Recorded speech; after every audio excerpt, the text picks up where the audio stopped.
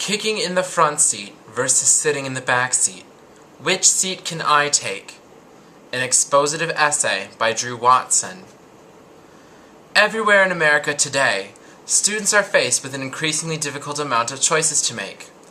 Gone are the days when our nation's youth simply had to choose between playing baseball or basketball outside with their friends, or which baseball card they were going to stick in the spokes of their bicycles.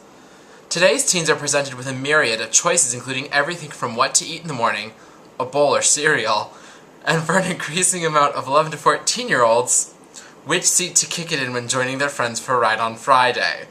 Parents, teachers, counselors, and American politicians need to be aware of the benefits and drawbacks of kicking it in the front seat and sitting in the back seat if today's youth are going to thrive. Imagine a young girl, let's call her Rebecca, planning her week. Monday is manic. Tuesday is Gone with the Wind. Wednesday is just another song.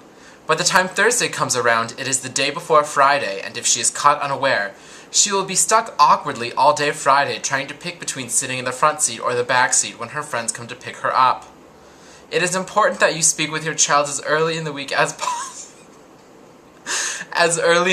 possible about which seat he or she will choose, lest they wind up like Rebecca, leaving her friends bopping their heads. Leaving her friends bopping their heads and flailing their arms as they wait for their friend to make the all-important decision about where to sit.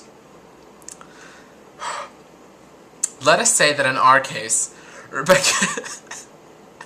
Rebecca chooses to sit in the back seat.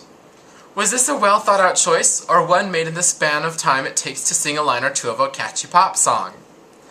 What are the repercussions of Rebecca choosing the back seat? What if, while being in the back seat, out of clear view of the responsible and of legal driving age front seat driver, she decides not only to neglect wearing her seatbelt, but actually sits on top of the back seat while violently weaving her head back and forth? Studies show that tweens are 43% more likely to wear their seatbelt if they sit in the front seat, where a peer driver can more easily pressure them into conforming to safety restraint laws.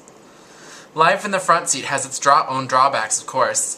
3 out of every 5 teens who choose the front seat regret the choice because it makes conversation with the backseat passengers awkward, and in most cases, impossible.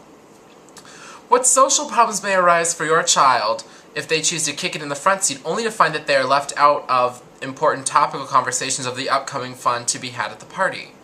Statistical evidence continually links healthy social development to professional success, and students who are inclined in healthy peer conversation are 12 times more likely to commit suicide.